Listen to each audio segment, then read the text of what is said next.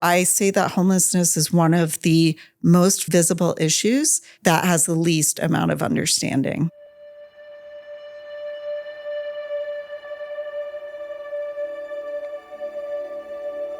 We lived in a car for about a year and a half.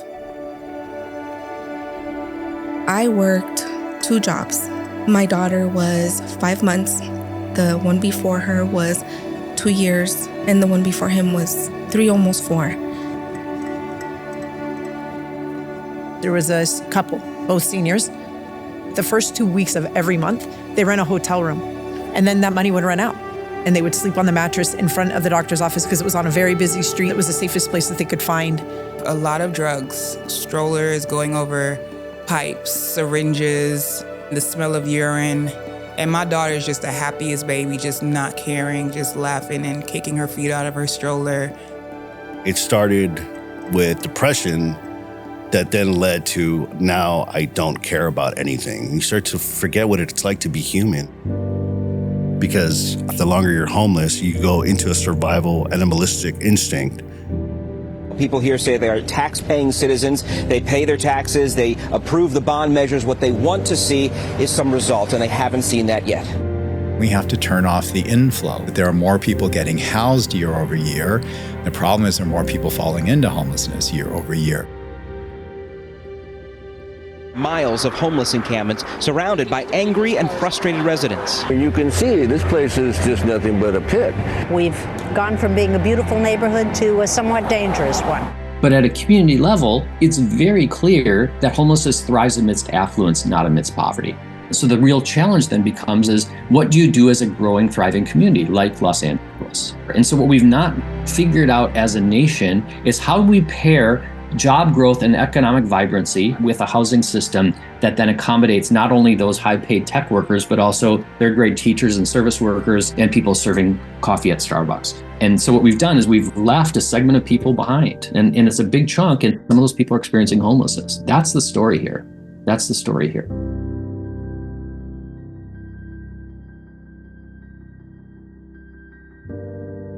I'm hopeful. And understanding it's not just a Skid Row problem, that this is a Los Angeles problem, this is a California problem, this is a national problem. We're in a moment where the stakes are very clear and are very real and very tangible. This touches all of us. Homelessness is many things, but it is a matter of life and death. Where LA goes or where California goes the nation. If LA can turn this around, we have a proof point for the rest of the country. And if LA can do it, there's no excuse for anybody else. We have a choice. We have a policy choice about how we address homelessness. We can choose to believe that it's possible. We can choose hope over despair. We can choose kindness over anger and finger pointing and partisanship. Those are choices, and they're choices that we make every day at an individual level. How am I going to carry myself in this challenge of addressing homelessness? And they're decisions that we make as a society. So what choice are we going to make?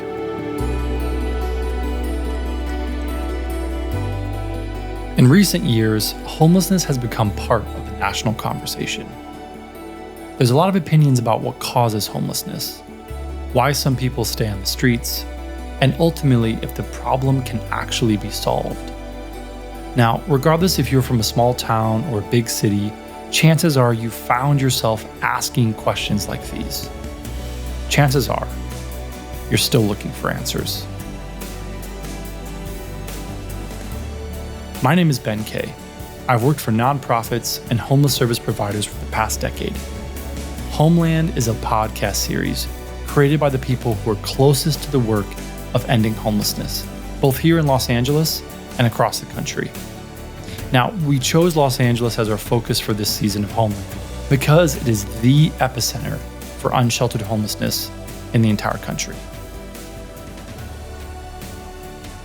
Over the next 10 episodes, you'll hear stories of people who have personally experienced homelessness and are now leaders in the work of bringing Angelenos home.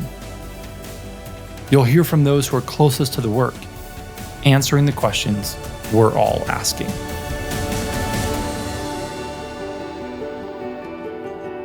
The change that exists in me after having done this for so long is that I fear less when I know more. That lacking dialogue, that unwillingness to listen is fueling this. And without trying to sound so forceful, stop and talk. Ask. You learn things.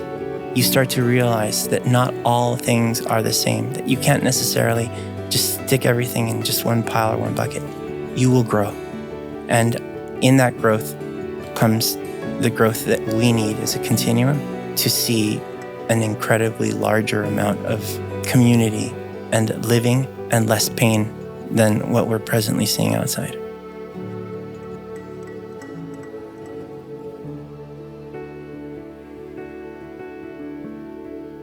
I want to personally invite you to join me and my colleagues over the next 10 episodes as we take a deep dive into the issues of homelessness. What causes it? What prolongs it? What ends it?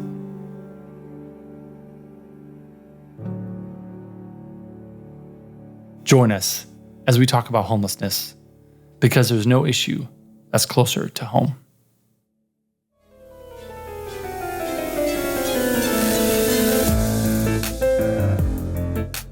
Before we can begin to better understand homelessness, we need to first ask ourselves, why is home so important?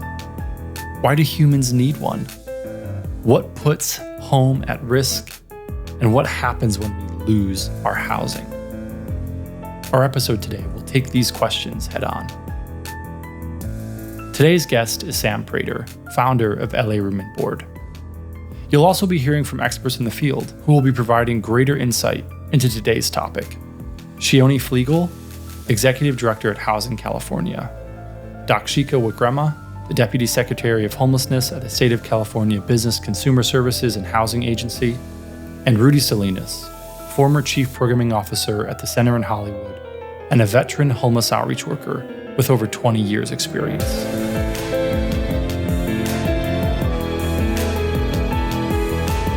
I'm Shioni Flegel. Dakshika Wikrama. Rudy Salinas. I'm Sam Prater. Welcome to Homeland.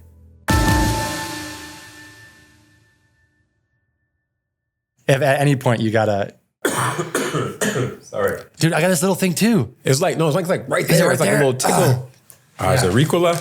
Yeah. Yes. Only the good stuff. Ricola. We still good? Mm-hmm. Cool. My name is Sam Prater. I'm the founder of Los Angeles Room and Board, where we're focused on ending college student and youth homelessness and hunger. And I lead that work as its founder.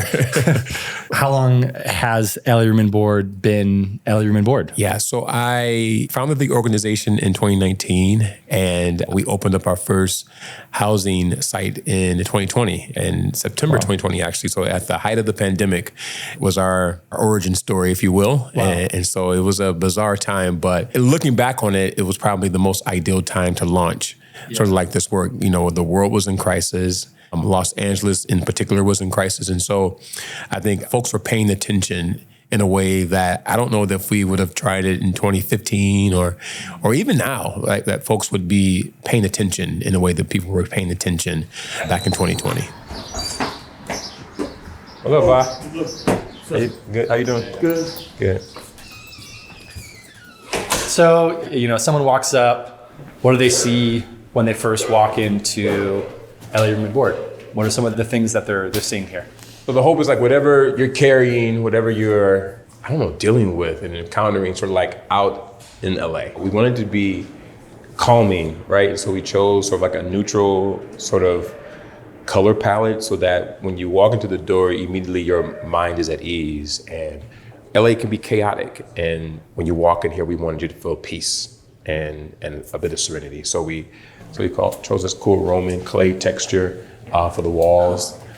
And then we have this, James Mobley was this muralist also from my home state of Michigan. Oh. And so he did this very muted sort of like beautiful murals on two of the walls. And when you walk in, it feels more like a lobby of a boutique hotel, rather than like, a transitional living facility for folks experiencing homelessness. And so, because there's this saying in the Black church, if you say this in any space where Black people convene online, it's like, I may not look like what I've been through, right? I didn't want this space to sort of like look like the trauma and the real pain that people might be going through when you're experiencing homelessness. And so we wanted it to look different than what the life circumstances were of the people who were occupying the space, right? And living in the space. And so that was why that was important. You know, that when we came in, it felt like a place that was like fly and had swag. And that was like, oh man, I'm proud to live here. Like this place is dope. You achieved that, man. Yeah. It's incredible. So that was the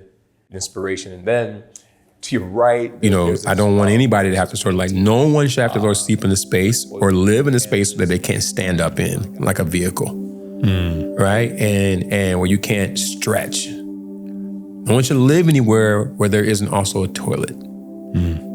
That's a painful existence. You know, there's a lot of shame, a lot of stigma. And so we come to this work with a different sort of like lens on like what that means and how we show up for the folks that we care for. Yeah. So when folks come through that door, it's almost like our prayers align. They prayed for support, prayed for some help. I just need a little help to get through this. And when they come into the front door, you see it just almost like you can just predict the moment when they look and it's like, whoa. And they're like a bit gobsmacked. And this is what we get from ourselves all the time. This is too good to be true. What's the catch? What's the catch here? And we're like, there's no catch. This is all for you. And my prayer has been since 2015 when the idea of LA Women Board was sort of birthed, is that the spaces that we create provide that feeling for people, and we see the answer to their prayers written on their faces every time they come for a tour of their new home. And so, yeah, I mean, that's cheesy, but it's the truth. Yeah.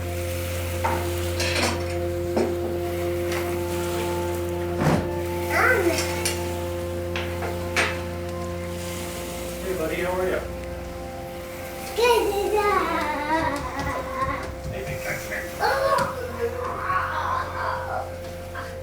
Can you help Mama out? Was it Rippy? Let me find him real quick. Hang on a second. Oh, I got him. Here he is. Oh, there they are. Lippy up here. Lippy up here. Oh, Lippy's in there? Let's do that. Okay, perfect.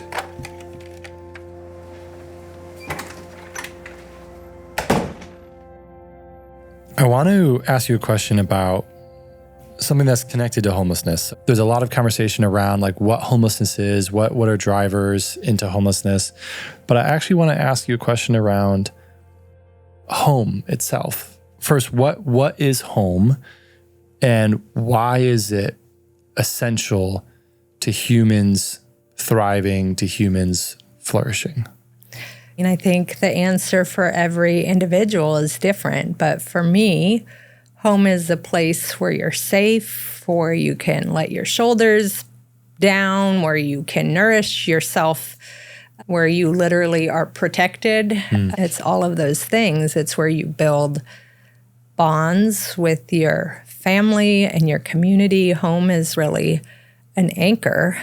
That's a great question. I mean, home has been, for me, a place where I can recharge, a place where a person I know is there to provide me care and laughter. Home is a place where I can do the things privately that I wouldn't necessarily want to be caught doing in public. I can sit on a toilet. I can walk around in my underwear eating cornflakes. I think home is a sanctuary that restores our heart, our soul, our body, so that we can get up the next day and continue doing what we do every day. I mean, so many things, right, that home can be. But I think at bottom, and this is why in certain places you hear this term, housing is health. And that's not just a philosophical term, Ben. In the 2000s, there was research done by folks in Chicago. It was a controlled study with people with HIV. And what they found was when the folks had a home, their viral loads went down. And that's not rocket science, right? Because if you're on the street or you're in a makeshift shelter or you're living in your car, How do you make sure you're also thinking about taking your medication on time if you have HIV? But the moment people were housed and had a home, their actual viral loads went down. So fundamentally, housing is health. Housing is a health intervention. But then you also have how home can be a stepping stone for things that help people thrive and help make us strong. You have the kind of harm that occurs when you don't have a home, and you have all the benefits that you accrue when you do have a home. Home is also a proxy for how you connect and experience the community around you. So home to me is both about the physical place, but it's also how you're situated in a broader context of a neighborhood or a community. Growing up, home was incredibly formative for me, as it was for Sam. I found out the two of us have something unique in common. We both grew up in the Midwest and are one of 14 kids. Can you talk to us a little bit? I have a sense of what growing up in a big family was like, but what was it like for you growing up as part of this thing that seems kind of otherworldly for most people? Yeah. Okay, let me just ask a quick clarifying question. Were you urban or rural? We were urban. We lived in Cleveland proper. You live in Cleveland proper. Yeah. Okay, I have three more quick clarifying questions. Please. Would you classify your family as poor or not? At the time, working class? Working class. My dad was self-employed. Okay. He is still self-employed. He had his own company for 35 years. He was a painting contractor. Got it. Financially, the government would be like, y'all are dirt poor. Okay. Great. Because of how many people are in a house. Got it. All right. So then the same mom, same dad, right? Yeah. Okay. They've been together for about 40 years. Okay. And then were you born and raised in church? Yeah. Okay, so we had the same, basically my childhood was your childhood. So if I were to describe, so I wanted to see like, we both are from a family of 14, but we lived the same exact life. Yeah, that's hysterical. What were some of your strongest memories of home or family, looking back now? Strongest memories would be Fridays. I guess that was payday at Ford Motor Company. And so he would come home and normally like my mom would cook and it was just like, you know, chicken and rice and gravy and broccoli or split pea soup, or, you know, all the things that that you eat when you're trying to cook for volume, right? You know what I mean? So it's a lot of chicken and stuff like that. Yeah. But on Fridays, my dad would come home with like Pizza Hut. Oh my God. We had this Victorian house that backed up to this big city park. And the house didn't have a yard, but it backed up to this huge park. And there was like all these baseball diamonds and city sports leagues. And so, same thing. Like it was just every day, it was all the neighbor kids were over playing baseball, playing football. Yeah. We'd play baseball in the winter with blizzards and like a wiffle ball, and family home for me have such strong kind of foundational meanings because of the big family. 100%. I think that it really inspires the work that I do. Yeah. You know what I mean? Just how important sense of home is, you know, and that was a huge deal, you know, my house. And then, you know, things changed. My mom died unexpectedly and suddenly, and that rocked the family. How old were you? 11 and a half. And so it was just my dad and the 14 of us, right? And so, you know, he didn't know what the heck he was doing, and he was trying his level best to kind of keep things afloat, but it was difficult. I mean, it was 1991 is the year, and my dad got married at 21 and find himself suddenly single with all these kids in the 1990s. Is just probably, I'm sure that was a moment for him, right? Things weren't so fun after that, you know what I mean? They weren't as fun. And the dynamic of our family just shifted. And so it was still a great place I had a blessed childhood for sure, but the teenage years were that's when things got a little rocky. And so, but dynamics changed. My dad just wasn't able to kind of do all that he could do, because who can in that kind of situation?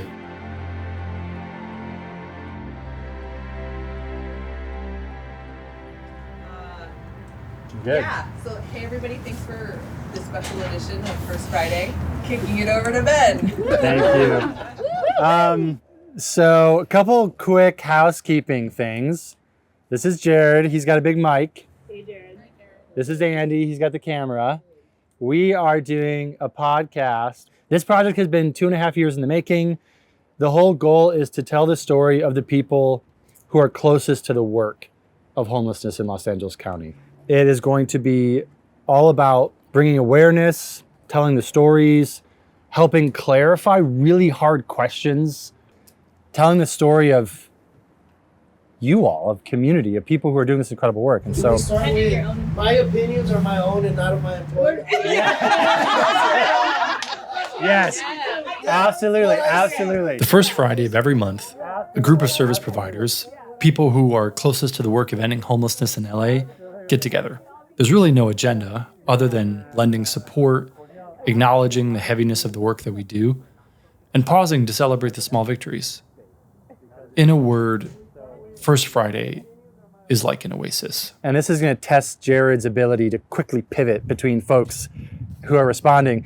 What are stereotypes that you have heard, doesn't matter by who or what? They want to be homeless. They just don't want to work. We all just want to let them do drugs, and not have to work. Like they're all just using, and you're not going to make them stop. Yeah. They all have serious mental health issues. Maybe we could do like a quick hand raise. Perfect. I don't think we got a single one. He's not going to do it. Stand and spin. Super good. Okay, take those headphones off, baby. Plus there's like a train, so yeah. Let's do it this way. Do it again. We're just going to go around this way. Just think about, if you already named a stereotype, just name it again, and then we'll just go around. That like homeless services programs let people do drugs and they don't have to work and they just get money. Or that they have serious mental health illnesses. That folks are lazy. That people don't want to work. You gain something for nothing. Ben, can I do one about the sector instead You of the could do whatever you want. that people serving people experiencing homelessness are in it for the paycheck, that we're part of like a homelessness industrial complex? I've heard that one a lot. That most of them struggle with substance abuse. They're all black. That they're criminals. That they're like not good people. They're dangerous. That folks want to be homeless. They're dirty and worthless people. Can we just sit with that for a second?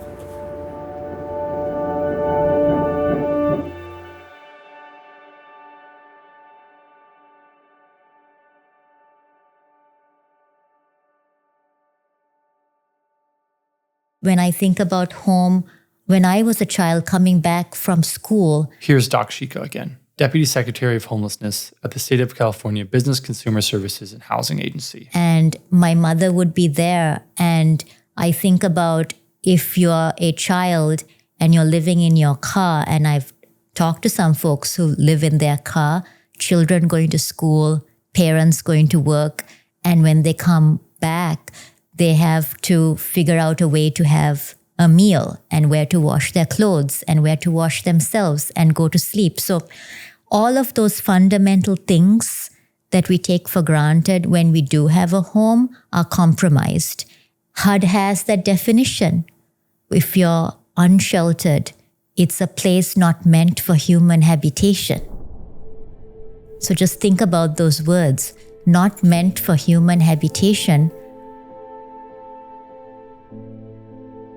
But that's where some people are living. When you looked at people who, in Chicago, these are older studies, taking folks from underserved areas and giving them rental assistance, especially for children who were girls, their health outcomes improved and their educational outcomes improved. So again, having that stable setting that's a home is obviously going to have better outcomes for the children when it comes to their studies, their education, their health, the family unit as a whole being cohesive. And all of that makes society a better place. Want to pivot here a little bit. So you've worked in higher ed. You mentioned that. There's a pretty staggering statistic. It's on y'all's website. It's something that is in different studies too. But 1 in 5 community college students in California experiencing housing insecurity or homelessness. When did that become real to you? When did that get on your radar? There was a few different experiences. I'm trying to break them together here. So when I got to Cal State Northridge, I started to notice like we'll have an event in student housing. And at Fordham, you know, if you want to get someone to come and think you have food, it's like, okay, you entice them with some pizza or whatever, and they'll come and listen to a lecture that they otherwise wouldn't have listened to unless you enticed them with the food, which really was like a segue to fellowship, if you will, right? Yeah. But in California, you know, coming and working at universities here, it was like you have food and people would, and it was like the ravishing of the food. And I was like, this feels different than what it was when I was in Fordham. Was it like a desperation or something? Yeah, like it felt like hunger. And that was odd for me. And so I started seeing like, that people's response and reaction to food at events feels different than other places I've worked. So it pained me. Watching it happen, I felt gutted about it. Like feeling when I was working there, I felt powerless to do anything substantial or real about it. I want to touch on something you said. I heard a colleague say this, and I thought it was incredibly powerful. He said, homelessness is painful for the entire community. Mm-hmm. And I think you're referencing that, where you're witnessing this, you're realizing there's students who are experiencing this trauma, this housing insecurity, and there's pain you feel. You know, I got into the doctoral program like thinking I'm going to be the vice president of student affairs one day and maybe a president of a university, and that was the track I wanted to be on. Academic, higher ed. Yes. Yeah. Then the first semester of the doctoral program at Cal State Northridge, I was assigned this book by a researcher named Mike Rose. May he rest in peace. There's always a book. Yeah, there's always a book, right? And so my professor, Dr. Tara Watford, assigned this book called Back to School, Why Every American Deserves a Second Chance at Education. And this book profiled like 6 or 7 students from Los Angeles Trade Tech.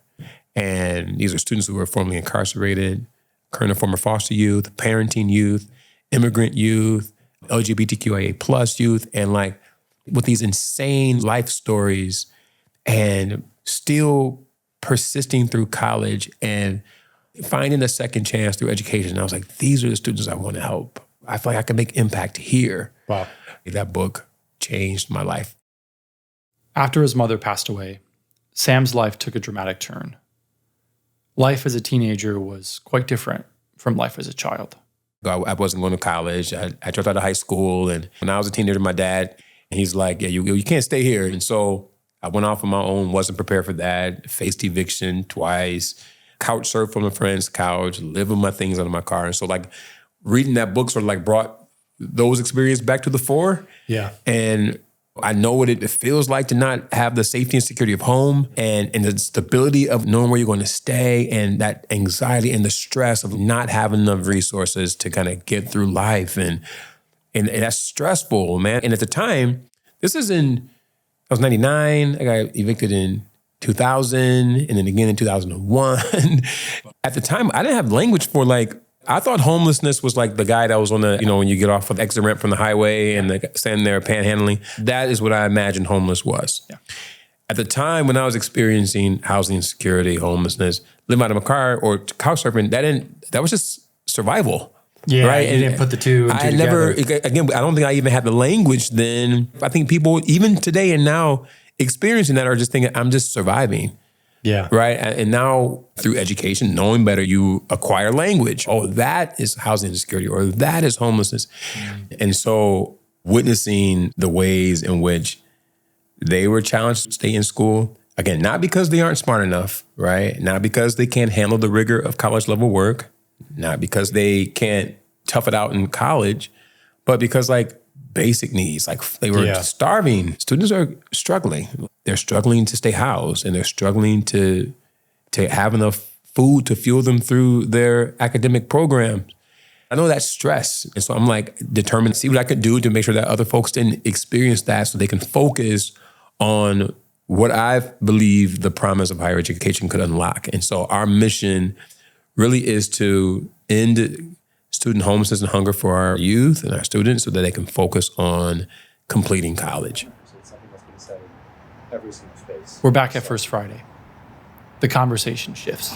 But I think the dangerous thing about all these stereotypes is that it dehumanizes people. Like the problem with othering is that it makes it okay for it to continue. So I don't have to be compelled to have compassion for you. I don't see myself as a part of the solution because I'm not interpreting myself as a part of the problem. It can go even further where it's not just like, I don't have a responsibility to this, but like my responsibility is to like promote things that are dehumanizing, like criminalization or get this out of sight, out of view. The reality is that we've commodified people, and if you are not worthy enough to society, then it becomes okay to like cast you aside.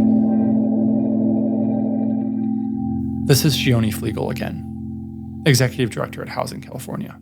The narrative that people are homeless because they are lazy, because they made bad choices, because they're drug addicts, because they're crazy, because they're drug addicts, those are still really, really prevalent in our community. And if that's your starting point, then the solutions become very punitive. You made a bad choice, now you're going to have to pay for it. Yeah.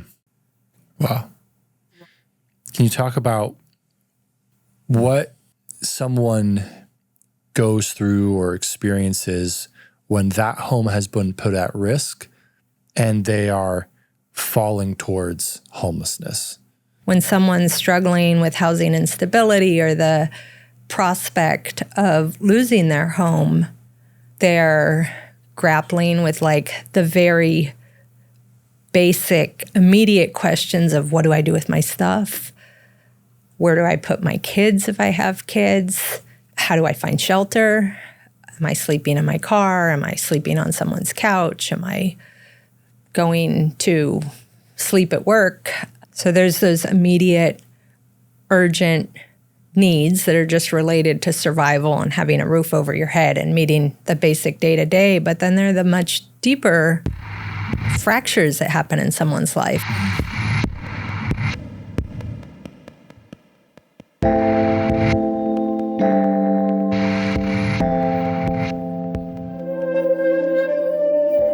That spiral into homelessness is so rapid because many folks have been in low-income jobs, not a lot of money, but then say you get laid off, but then you can't pay the rent and you don't have a car. It's just like such a rapid fall. You need, and we don't have this, like an ultra-responsive strike team that is able to go in immediately within 30 days and kind of resolve, which, you know, Ben, would be impossible to do it right now. What are some of the current drivers or forces that are threatening people's home, that are threatening their housing security? One of the things, well, there are multiple things, Ben. After the recession, lots of homeowners lost their homes. Soaring gas prices, falling home prices, and rising unemployment. The signs were everywhere, but now it's official, we are in a recession. 2008 was a tumultuous year for the economy. The housing market collapse created one financial crisis after another, and it often seemed as if the news could only get worse. The U.S. Department of Housing and Urban Development released its 2008 report on the homeless today. The economic crisis is forcing more families who had previously been well housed into homelessness. When homeowners entered the rental market, they pushed down renters who were already there, right? And so there was a domino effect. And Dowell Myers, who was at USC and does census research, has studied this effect, which shows how homeowners entering the rental market due to losing their homes caused this ladder and this domino effect. So the people at the very bottom were displaced. And you could see them losing access to rental housing because of the shifting in the dynamics of who was renting. Quick, so there's folks with a lot of purchasing power, owned a home, went into the rental market, and they're now taking the top tier of rental stock. Correct. And then it's just one tier. Wow. It pushes everybody down. Wow. At the same time, or soon thereafter, now there had been kind of a job situation where there weren't a lot of jobs in that recession period. Jobs started coming back to the cities. The jobs that came back after the recession were all upper income jobs. So you see more upper income people now moving to cities, and they need rental housing because in places in California, say you're from the Midwest, you can't afford to buy a home. So you have this kind of tilting of who's in different cities. And I'm only going to talk about West Coast right now, but this is probably happening in other kind of urban areas as well. So you have this kind of tilt in different parts of the West Coast where you're building more housing targeting that upper income group and rental housing because people aren't building enough for home ownership at different levels, true.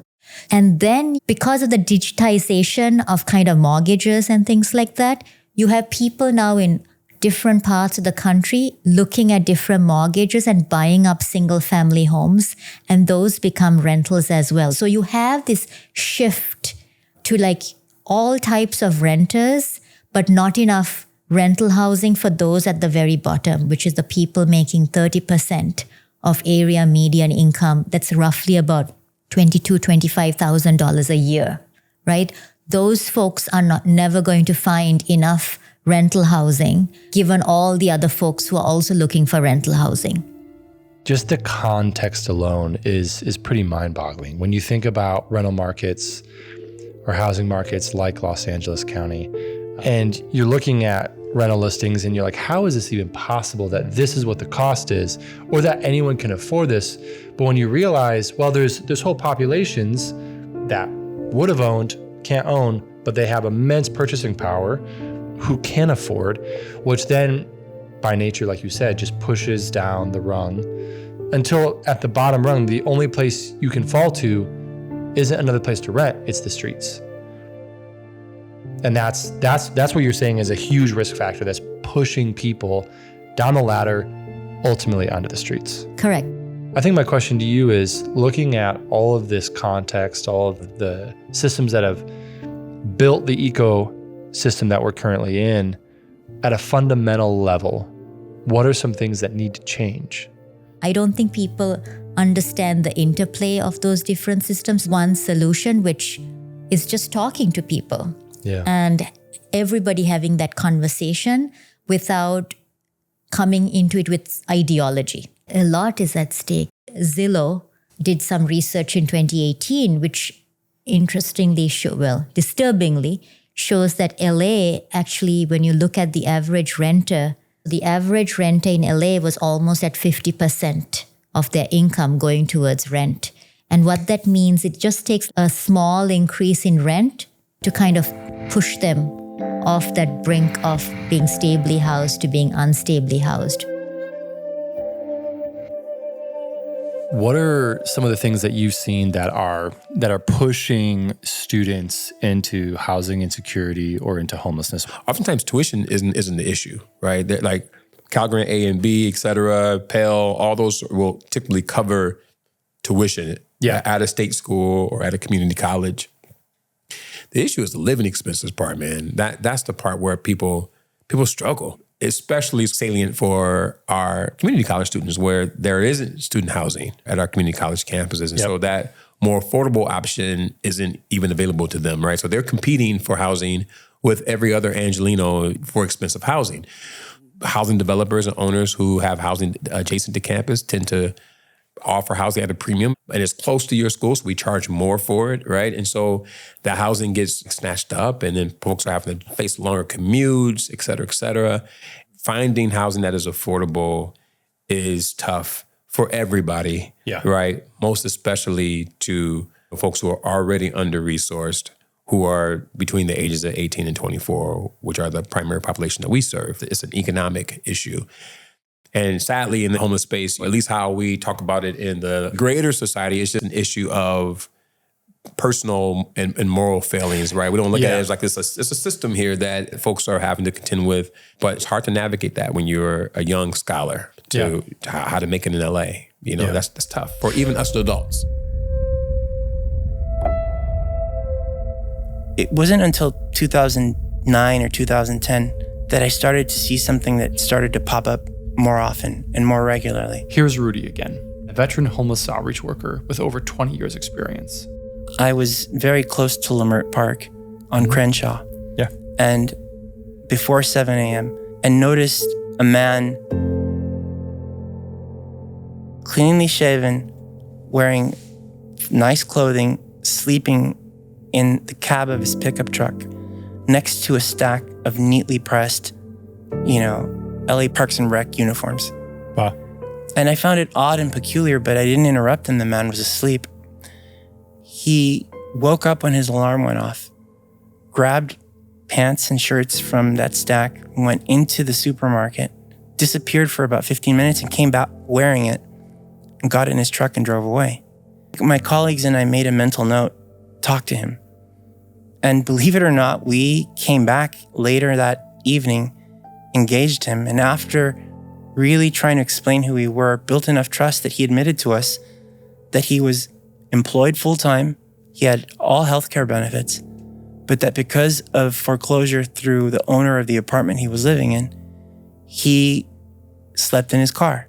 Wow. And the shame for him was he could not afford to find a comparable apartment in that neighborhood because he never realized how expensive they were. And what we were doing is we were engaging a person at the very infancy of their chronic homelessness. We were talking to a person who looked like someone's uncle, someone's dad, someone's brother. And I want to be very clear. I may have seen that once or twice in the decade before, but to see it daily, over and over again, was really, really striking. This story was striking in 2010. In 2024 in LA, stories like the city worker have become commonplace. The most visible manifestation of extreme poverty, street-based homelessness, has moved into every neighborhood across the county.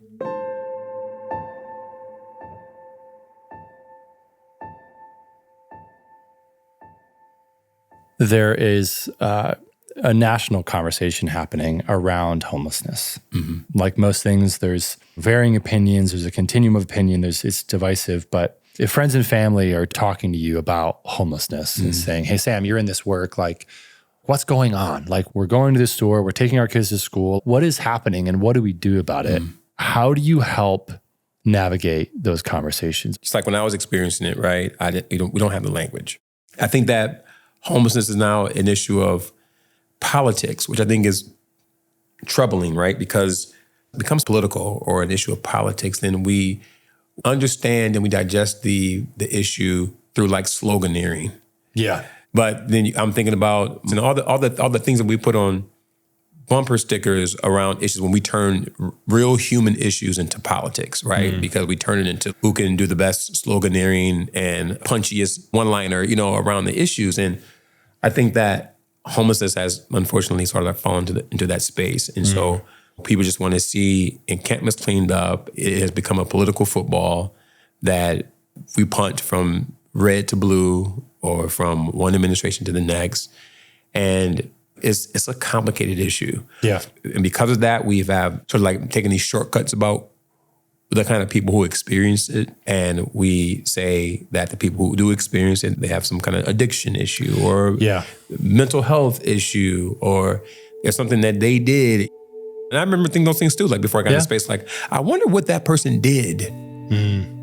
Like, what set of choices did they make that landed them there? You'll hear these things like, your life is a sum total of all your choices. And you start to say, I wonder what choices that person made. Was it drugs? Was it alcohol? Was it whatever?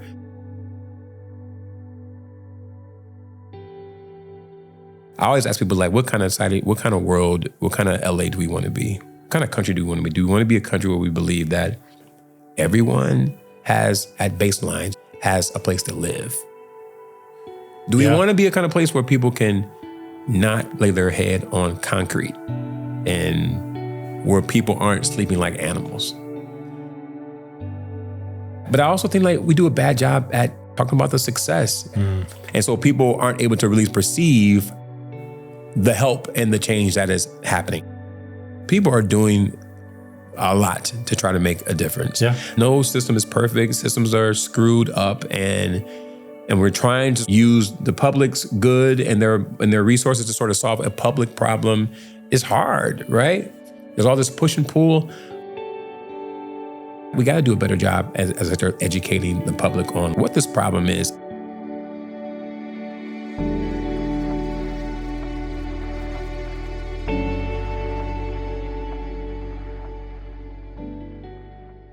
The feeling that nothing's happening is absolutely fair and felt I would argue more often than not, it's the majority of what most people in the city will say to you. Nothing's happening. I voted on these 2 ballot initiatives. I taxed myself twice, and there's more people than there were before. The problem is that the machine creating it is moving faster than the machine solving it. I know this is going to sound really corny, but I was raised by TV. I was a latchkey kid who came home and watched television. Do you remember when Lucy was at the candy place and she and Ethel were trying to put the candy in the thing? Now, this is your last chance. If one piece of candy gets past you and into the packing room unwrapped, you're fired. Yes, ma'am.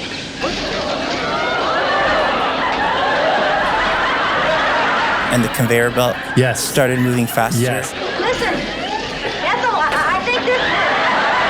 And they had to stick it in their dress and like put it in their mouth. I think we're fighting a losing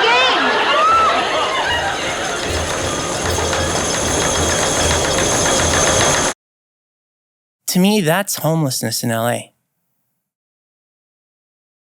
There is a solution because I've seen year after year after year, me and my teammates housing more and more. It wasn't until someone, and statistics are so central to this, said this recently. On any given day in the city of Los Angeles, 220 people will either receive an email, be handed a piece of paper, get a key, sign a lease, receive some moment that says, you get a house, you get an apartment, you have somewhere to live now. Yeah. 220 people. On that same day, 230 people will either receive an eviction notice, be told that their job has ended, or have some event that's going to tell them this now begins the unstoppable exit from your apartment. So, again, that number, the people that you see growing and growing, is happening because of that ratio that's uneven.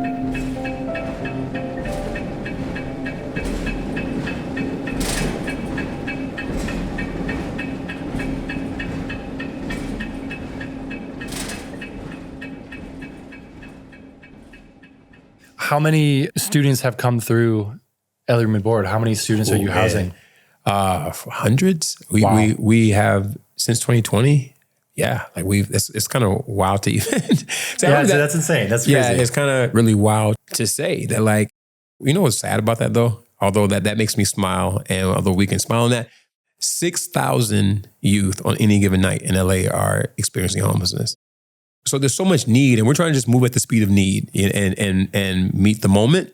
And it's not just the housing. The housing is just like one part of what we do, right? It's just, we provide 3 meals a day, and we have a team of full-time chefs that we make food from scratch. And in fact, at Dunamis and Excelsior House, the food that we grow and the produce that we grow at Dunamis, we use it in all of our food.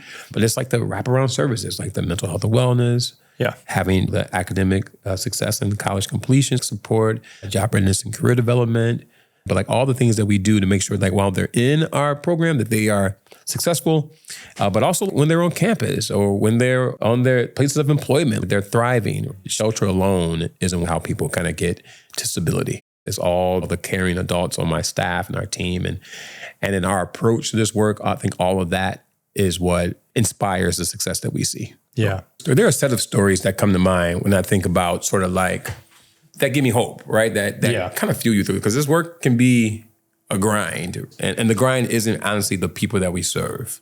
The grind is like fundraising. Yeah. The grind is grant reports. That's the grind. The gift are the students.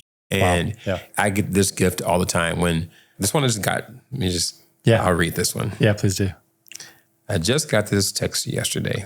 You are cordially invited to CalArts graduation to celebrate with me. Please refer to this link for graduation information such as parking and directions. This is a student who was one of the first to move in at Opportunity House when we opened in September 2020 and is now graduating from college. You know what I mean? So came to us experiencing homelessness during the freshman year at this university and now is texting me to say, come to my graduation. Those are the stories that give me wings and lift me in. I think about another student came to us, lived in this car, was at Santa Monica College, just got into Berkeley, got into UCLA, USC, and Columbia. How do you like feel in that moment? Like, I know there's like a lot of students, you said 6,000 students a night or youth a night who are experiencing homelessness, but you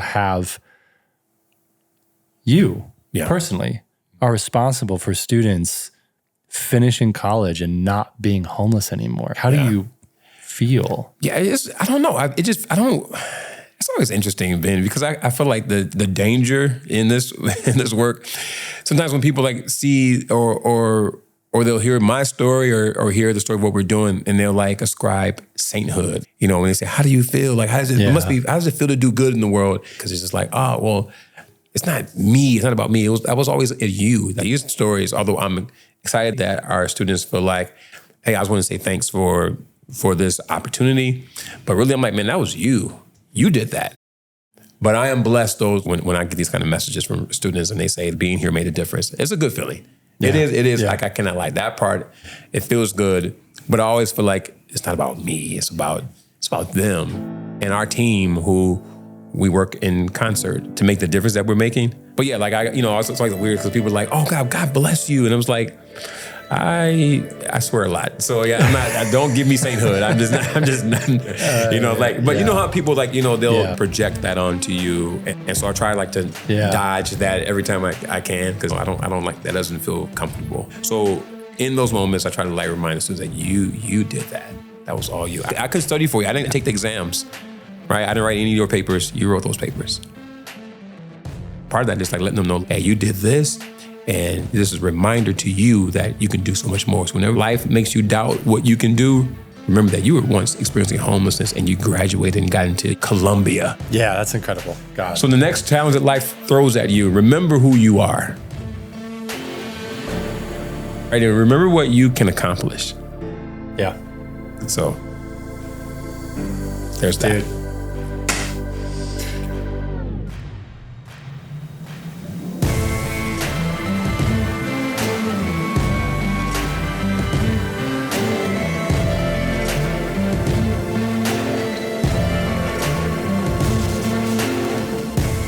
For humans, having a safe place to call home, a place to rest, to be known and to know, to share our life with loved ones, is absolutely essential to our health, well-being, and ability to thrive. As it turns out, it's not the apple a day that keeps the doctor away. Home is what makes us whole. On our next episode, System Failure, we dive into LA's past and explore the forces and systems that have created and perpetuated homelessness in one of the wealthiest cities on Earth. All that and more, next time on Homeland.